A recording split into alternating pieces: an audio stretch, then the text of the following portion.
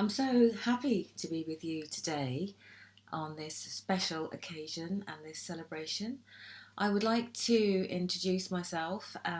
My name is Susie Rowland, and I am author of Send in the Clowns, which is my personal story about my son's diagnosis with autism spectrum condition, but also my own journey through the school system and looking at the perceptions of how autistic children are perceived in mainstream schools, in many mainstream schools.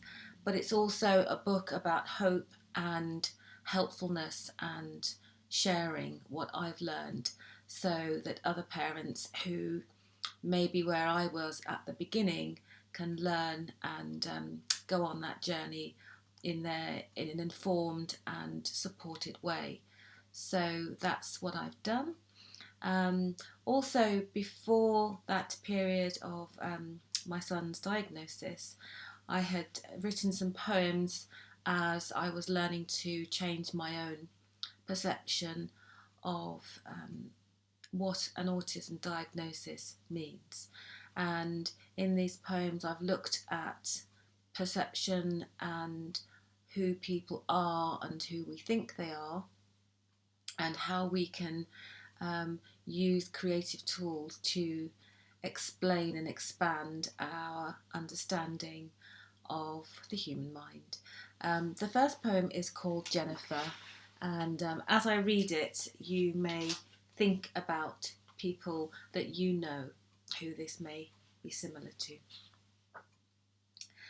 Jennifer, sweet Jennifer, to their pitying glances she wasn't astute, for this generous woman was a beautiful mute. Though her eyes flashed with questions, no words escaped her lips. They whispered of witchcraft and magic and feared the occult. Women frowned upon her physique and jeered in revolt. They could make her talk. She was nobody's mother or nobody's wife. The villagers fussed about her terrible life. The blank page of Jennifer's former existence allowed them to fill gaps with colourful licence, assuming she knew nothing of the world or of love. What worldly things would she know of? They could hardly imagine the scenes in her house after shutting the door at the end of the day.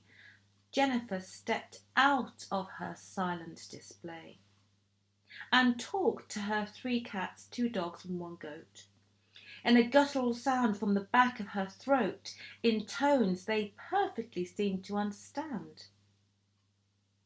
They hurried with firewood, cleaning and tidying at the utter of her curious command.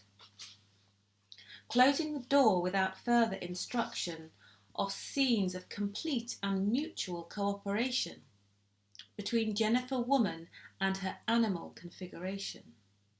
No stranger would see as her tiniest dog jumped down from the chair with a hop like a frog, fetched a bound leather journal it dropped at her feet, and opened a page of her beautiful prose entitled Jennifer Carter in her own words. She picked up her pen with determined might. She addressed her animal audience and began to write. The other poem I'm going to read is called Wild Boy, and it's just my take on my son's individuality and his joyful, childish exuberance. Bottled mischief escaped him like fresh lemonade after pretending to sleep for so long, listening to Mama's sweet bedtime song, watching her through half-closed eyes. He'd wanted to sing too, but howling at the moon might have caused her to scream. Falling out of the window was no big deal. It didn't hurt anyway. Falling on concrete would have really hurt, but as Wolf Boy, a handsome one at that, he was quite invincible. Drunk on the freedom of night's cool air, he had no particular goal in mind. Try to save the next door's cat, throwing stones at passing squirrels. He mused at the thrill of being a boy as he smoothed down his baby soft fur. I hope you enjoyed both of those poems and a little insight into my understanding and appreciation of difference and celebration of difference through the written poetic form. And I am so excited to have been part of the Flow Observarium project in terms of the engagement with the autistic community on a fantastic creative vision. And thank you once again for listening.